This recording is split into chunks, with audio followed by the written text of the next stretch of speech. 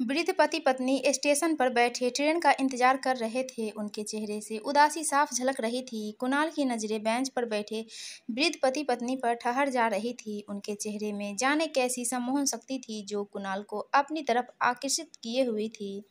न जाने क्यों कुणाल को ऐसा लग रहा था जैसे इन्हें कहीं देखा है, पर कहाँ। यह उसे अपने दिमाग पर जोर डालने पर भी याद नहीं आ रहा था। कुणाल के मन में बार बार यह विचार आ रहा था कि उनके पास जाकर उनकी समस्या का कारण मालूम कर सके, लेकिन क्या प्लेटफॉर्म पर ट्रेन की प्रतीक्षा रद्द किसी अपरिचित व्यक्ति से उसकी व्यक्तिगत बातों की जानकारी लेना सही होगा। यह विचार आते ही वह अपने मन में उठ रहे ख्यालों को दबा देता था। ट्रेन 1 घंटे लेट थी। उमस भरी गर्मी और ज़्यादा भीड़ के कारण हालत खराब हो रही थी। ऊपर से मन में भरी बेचैनी।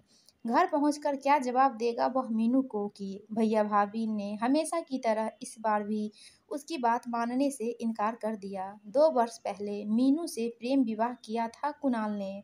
उसके विवाह में घर परिवार का कोई सदस्य शामिल नहीं हुआ था। मीनू का तो कोई था ही नहीं। दूर दराज के चाचा चाची के घर किसी तरह से पली बड़ी थी वह। कुणाल के साथ विवाह करने के कारण चाचा चाची ने राहत की सांस ली। किसी तरह से ही सही, पर बला तो टली। विवाह से पहले ही चाचा चाची ने इस भय से पल्ला झाड़ लिया था कि कहीं शादी पर उनको कुछ खर्च न करना पड़ जाए। कुणाल के घर से भी विवाह में शामिल होने के लिए कोई नहीं आया था। कुणाल की परवरिश कठिनाइयों के किन किन दौर से गुजर कर हुई थी, यह तो कुणाल ही समझ सकता था। किशोरा अवस्था में ही उसके पिता की मृत्यु हो गई थी। पति की मौत से दुखी व व्यथित रहने वाली माँ भी उसे थोड़े ही समय के बाद बेसहारा छोड़कर चली गई। वैसे तो वह अपने सगे भाई भाभी के पास ही पला बढ़ा, परंतु उसके साथ उनका बर्ताव नौकर से भी गया गुजरा था। यदि उन्हें उनके हिस्से की जमीन जायदाद का लोभ न होता तो माँ के गुजरते ही किनारा कर गए होते। ट्यूशन वगैरह करके कठिनाइयों के बीच उसने अपनी मंजिल तय की। फौज में चयन होते ही उसके प्रति भैया भाभी के व्यवहार में अचानक परिवर्तन आ गया। एक दिन उसके सामने मिठाई पकौड़े के साथ चाय पेश करते हुए मीठे स्वर में भाभी बोली, कुणाल, मैं सोच रही हूँ कि अब ब्याह करके तेरा घर बसा दूँ। उसे बड़ा आश्चर्य हुआ। सदैव दुर्व्यवहार करने वाले की आदि भाभी मेरा भी भला सोच सकती है। फिर भी वह ही मन प्रसन्न हो उठा। देर से ही सही, परंतु उनका हृदय परिवर्तन तो हुआ।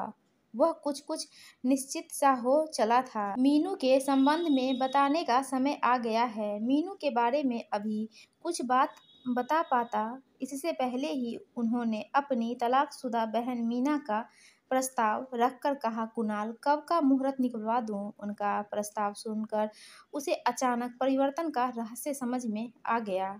उनके बदलाव के समक्ष स्वार्थ का पलड़ा भारी था। उसकी चाहत तो सिर्फ मीनू ही थी, जो वर्षों से उसके सुख दुख में भागीदार रही थी। मीनू के अलावा किसी अन्य के साथ विवाह के बंधन में वह सोच भी नहीं सकता।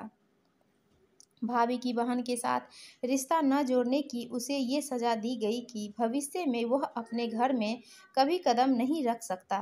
कुणाल ने सारी बातें मीनू को सुनाया तो उसने बेहद दुखी होकर कहा, कुणाल, विवाह रिश्तों को जोड़ने के लिए होता है, तोड़ने के लिए नहीं। तुम उनकी बात मान लो। मेरे कारण तुम्हारा घर परिवार टूटे, यह सही नहीं है। विवाह के बाद सब कुछ सामान्य हो जाएगा। वैसे पहले ही मेरा संबंध उनके साथ मधुर कब था। बहुत समझाने के बाद ही उनका विवाह संभव हो सका था। मीनू से विवाह करने के बाद उसने उन्हें मनाने की कोशिश की, पर सब व्यर्थ रहा। इन दिनों मीनू गर्भवती थी। उनकी इच्छा थी कि उसके पास कोई अपना हो। कितनी आशाओं के साथ उसने कुणाल को यह कहकर भेजा था कि कुणाल, तुम गांव जाकर किसी तरह उन्हें मनाकर यहाँ ले आओ, पर लाख मनाने के बाद भी कुणाल उनके मन में अपने प्रति नाराजगी दूर करने में सफल नहीं हो सका। इस बार भी उसे खाली हाथ लौटना पड़ा। कुणाल की नज़र फिर उस वृद्ध पति पत्नी पर पड़ी। उसकी नज़रें शून्य में जैसे कुछ ढूंढ रही हो। कोई सहयात्री मिल जाए तो समय बड़ी आसानी से कट जाता है। ऐसा सोचकर कुणाल ने वृद्ध महिला से पूछा, माताजी, क्या मैं आपके पास बैठ सकता हूँ? हाँ हाँ, क्यों नहीं बेटा, रेखा देवी के साथ उनके पति ने भी बड़े प्रेम से कहा। ट्रेन प्लेटफॉर्म पर लगते ही सभी यात्री अपने अपने कंपार्टमेंट की तरफ तेजी से बढ़ चले। कुणाल की सीट भी उसी कंपार्टमेंट में थी जहां वृद्ध पति पत्नी की। ट्रेन के चलते ही वृद्धावस्था व थकान के कारण वृद्ध महिला रेखा देवी अपनी सीट पर चादर बिछाकर लेट गई। कुणाल भी उसके पास बैठ गया। बातचीत से कुणाल को लगा कि पति पत्नी दोनों ही नेक इंसान हैं। एक दो बार कुणाल ने पूछा भी, अगर आप लोगों को डिस्टर्ब हो रहा हो तो मैं अपनी सीट पर चला जाता हूँ। नहीं बेटा, पास ही बैठे रहो, तुमसे बातें करना अच्छा लग रहा है। वैसे भी कौन सी नींद आनी है? कुणाल ने पूछा। आप लोग कहाँ जा रहे हैं? रेखा देवी का पति मोहन बाबू खोई खोई नजरों से मौन देखते रहे, लेकिन रेखा देवी बोल पड़ी, जहाँ ईश्वर ले जाए बेटा। न जाने क्यों रेखा देवी के शब्द कुणाल के दिल में उतर गए। रात भर का सफर था, लेकिन न तो कुणाल की आंखों में नींद थी और न ही दोनों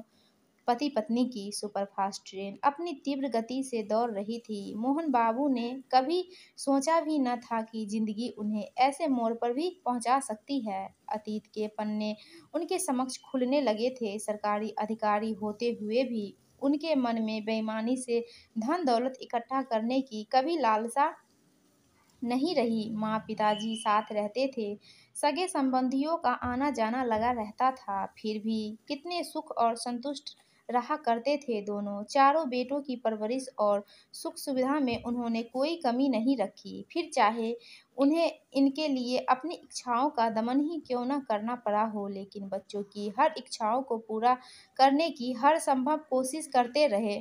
बच्चों को अच्छे संस्कार दिए, ऊंची से ऊंची शिक्षा दिलाई। बड़ा बेटा उच्च शिक्षा के लिए विदेश चला गया और फिर कुछ समय बाद मनपसंद लड़की से विवाह करके वहीं बस गया। दूसरे और तीसरे बेटे का विवाह उन्होंने स्वयं अपनी पसंद की लड़की से किया था। उनके सहकर्मी अपनी पुत्री के लिए बहुत परेशान थे। उसकी परेशानी मोहन बाबू ने अपने बेटे से विवाह की स्वीकृति देकर समाप्त कर दी। जल्दी ही भोली भाली सी दिखने वाली सुधा उनकी बहू बनकर घर आ गई। शुरुआती दिनों में तो सुधा सास ससुर का आदर सत्कार करती रही, परंतु थोड़े ही दिनों के बाद अपने रंग ढंग बदलने लगे। उसकी त्योरियां हमेशा चढ़ी ही रहती। सास ससुर को नीचा दिखाने का कोई भी अवसर वह अपने हाथ से नहीं जाने देती थी। सबसे छोटा बेटा बचपन से ही माता पिता के इजाज़त के बगैर कोई काम नहीं करता था। आज्ञाकारी पुत्र था वह। अपने विनम्र एवं सुयोग्य पुत्र का विवाह रेखा देवी ने अपनी पसंद की लड़की के साथ किया। छोटी बहू के घर में रहन सहन और अपने परिवार स्तर में कहीं कोई सामान्य नहीं थी। फिर भी बड़ी बहू के बदलते तेवर देखकर रेखा देवी ने साधारण शक्ल सूरत वाली को ही अपनी बहू बनाना उचित समझा। उन्हें सुयोग्य बहू की प्राप्ति की लालसा अधिक थी। उन्हें विनम्र नेक बहू चाहिए थी जो उन्हें अपने माता पिता समान अपनापन व मान सम्मान दे सके। परंतु भाग्य की विडंबना के आगे किसकी चलती है। वह भी घर में आते ही कलेश फैलाना शुरू कर दिया। वह गृह लक्ष्मी नहीं बल्कि उनकी सुख शांति के लिए अभिशाप साबित हुई। तीनों बहुओं का अभद्र व्यवहार देखकर पति पत्नी ठगे से रह गए। कहा कमी रह गई थी उनके व्यवहार में। परिवर्तन तो जीवन का सत्य है, यह तो ये वे भी जानते थे कि समय सदा एक समान नहीं रहता। उनके जीवन में भी परिवर्तन होगा। रेखा देवी के अंतर्मन में अनेक स्मृतियां जग उठी। कितने धूमधाम और शौक से बेटों का विवाह करके बहुओं का स्वागत किया था। उन्हें हर तरह की सुख सुविधा उपलब्ध करवाने के लिए साथ साथ बेटी समान स्नेह व ममता न्यौछावर करती रही। लेकिन उन्हें क्या मिला? कितना गर्व था उन्हें अपने बेटों पर। सारी जिंदगी घर गृहस्थी के चक्कर में पिसती रही, पर वह भला उन्हें किस बात की चिंता फिक्र।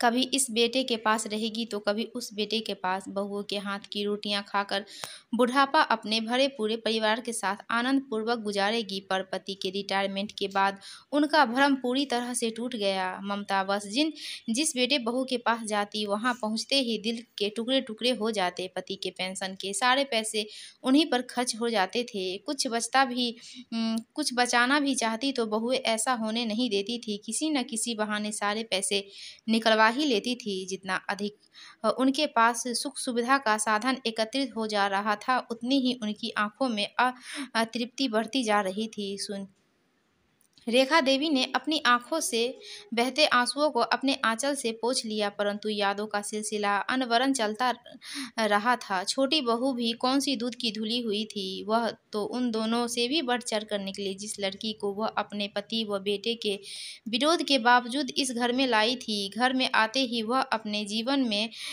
उनके जीवन में ग्रहण समान छा गई। उनकी मर्यादाहीन हरकतें करने की कोई सीमा नहीं रह गई थी। बात बात पर झल्लाना और घर में के माहौल को तनावग्रस्त कर देना उनकी दिनचर्या में शामिल हो गया था। बेटा और बाहर वालों के सामने ऐसा स्वांग रचाती मानो उनका कितना ख्याल रखती हो। उसके दोहरे चरित्र को देखकर पति पत्नी सख्तवद रह जाते। बेटा भी जाने अनजाने क्लेश व अशांति से बचने के लिए पत्नी का ही साथ देने लगा था। एकाकीपन एवं घुटनपूर्ण माहौल जब उनकी सहनशक्ति से परे हो गया तो उन्होंने अपनी संतानों के प्रति मोह माया को त्याग बेटों की जिंदगी से निकल जाने का फैसला कर लिया। अंधेरा छटने लगा था। ट्रेन की किसी स्टेशन पर रुकी हुई थी। रात कैसे कट गई बुजुर्ग दंपति को पता ही नहीं चला। कुणाल उसके लिए भी चाय लेकर आया था। वह उन दोनों से रात भर में ही इतना घुल मिल गया था कि वे उन्हें अपने से लगने लगे थे। आपको कहाँ